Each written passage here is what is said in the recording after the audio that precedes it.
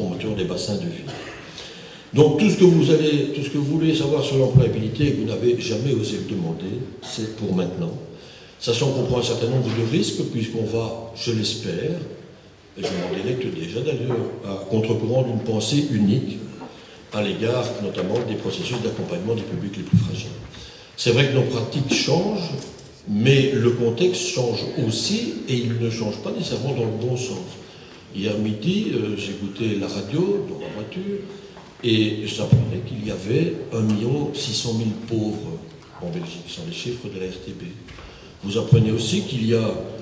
260 000 demandeurs d'emploi inoccupés, plus 70 000 à peu près bénéficiaires du revenu d'intégration, dont la MEF décrit 180 000 comme durablement exclus ou durablement marqués par les inégalités d'emploi, de logement, de santé, d'éducation.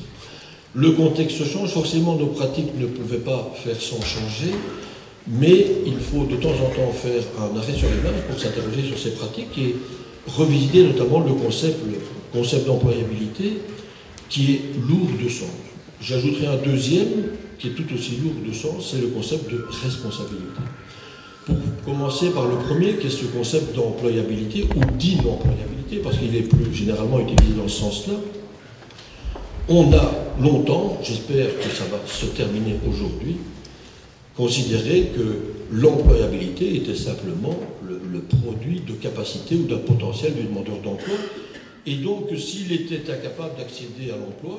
c'est soit parce qu'il avait des déficiences personnelles, soit parce que les exigences du poste de travail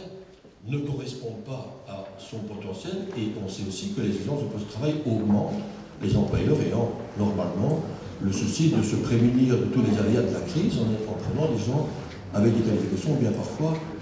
bien largement plus larges que celles qui sont utilisées au poste. Et donc, progressivement, on le voit, on glisse de deux catégories de l'action publique, cette catégorie qui sont les demandeurs d'emploi, les chômeurs, et l'autre qui sont les handicapés.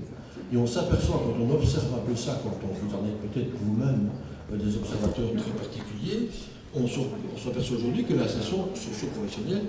est largement surdéterminée par l'insertion sociale et de plus en plus surdéterminée par l'insertion sociale.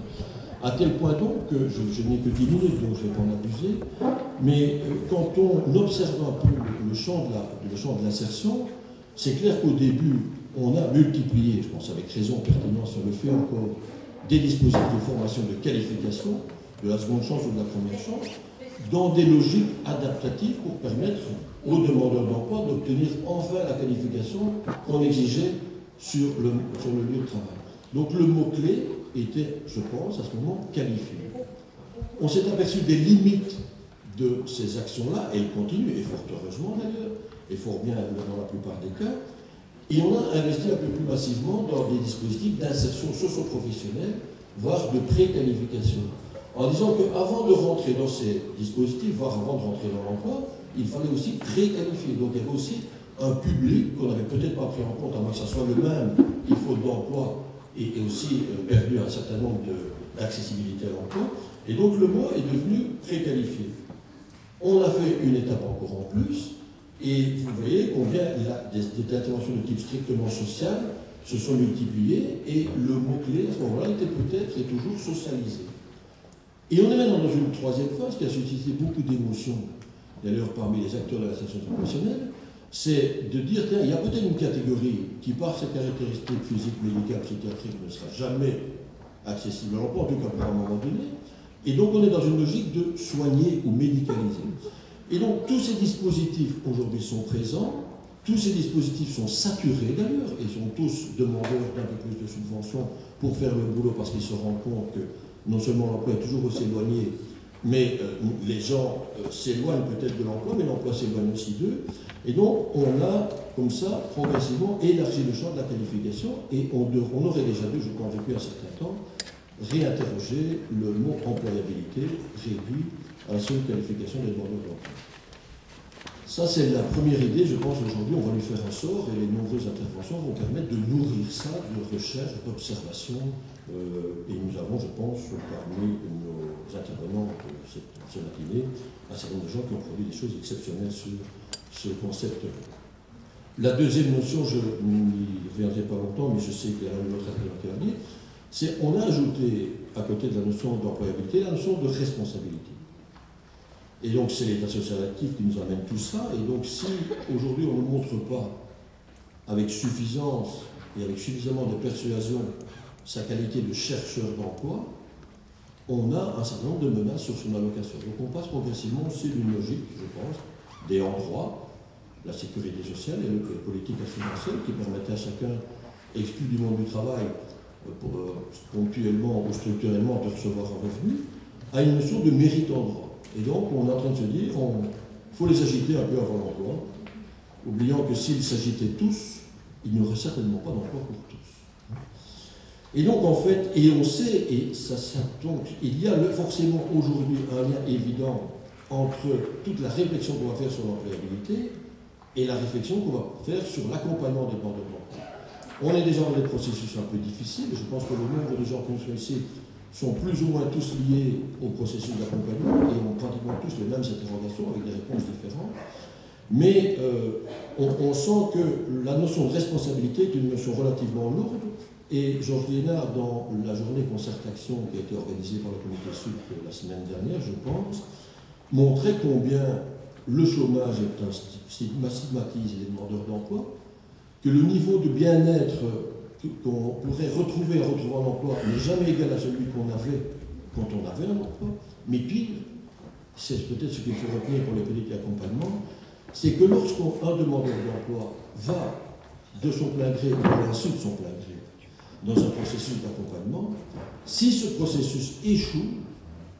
la personne est pratiquement irrémédiablement perdue pour le marché de l'emploi, tant l'estime qu'elle a d'elle-même a diminué, ne le permet plus de se repositionner positivement. Donc, interroger l'employabilité, c'est aussi interroger les politiques d'accompagnement. Et j'en termine en disant, au fond, si, à l'issue de cette journée, voire dès que j'ai fini de causer, et c'est bientôt, on se disait que l'employabilité ne se réduit pas seulement aux capacités ou au potentiel du demandeur d'emploi, mais qu'elle est une construction sociale, un rapport social entre le chercheur d'emploi, l'entrepreneur et un territoire, parce qu'on sent bien aussi combien ça doit être pensé en fonction de réalités locales, ça change quand même énormément de choses. Ça change au moins trois choses. La première, c'est qu'il est nécessaire de réinterroger l'accompagnement, et là-dessus, les trois intervenants de fin de matinée vous diront tout ce qu'ils pensent des politiques d'accompagnement, tout bien qu'ils en pensent. Il faut donc, si l'employabilité n'est pas seulement la capacité réduite au potentiel, il faut réinterroger l'accompagnement, nos pratiques d'intervention, nos publics cibles, et aussi la formation des accompagnateurs. Deuxième chose, si elle n'est pas seulement des capacités du demandeur d'emploi, il faut aussi revoir notre rapport aux entreprises. Il faut les réinterroger, les réinterpeller sur leur mode de gestion et de sélection de la main-d'œuvre. Et le dispositif IOD qui nous sera présenté montre qu'on peut approcher les choses différemment. Mais il faut aussi réinterroger le suivi des personnes à l'emploi. Et enfin, donc, si elle n'est pas seulement réduite au potentiel, il faut sans doute et sûrement revoir l'articulation entre les acteurs sur un territoire. Il faut, je pense, il y a de nouveaux champs professionnels qui souffrent, il y a des fonctions qui doivent se recomposer, et donc il faut aussi réinventer le partenariat. Et comme le dirait Philippe Mérieux, que nous avons eu le plaisir à quelques-uns d'écouter la semaine dernière, il disait, et je pense que ça s'applique au partenariat, il parlait de dissymétrie de la volonté et de symétrie de l'intelligence. Il voulait dire par là, traduire, je joue mon carton, il me semble que vous êtes un peu préparé psychologiquement, la dissymétrie de la volonté, c'est donc aussi l'idée de, on peut avoir des modes opératoires différents, on peut avoir des objectifs différents, mais nous devons avoir la symétrie de l'intelligence, ça veut dire que nous devons faire sens commun. Et je pense que s'occuper des demandeurs d'emploi, particulièrement les plus fragiles, les plus durablement exclus jusqu'à présent, c'est aussi revisiter nos pratiques entre acteurs, et c'est donc reconsidérer ensemble qu'il y a des choses à faire dans le même esprit, dans le même sens, pour avoir la même direction. Voilà, j'ai assez causé, je vous remercie et je vous souhaite une bonne journée.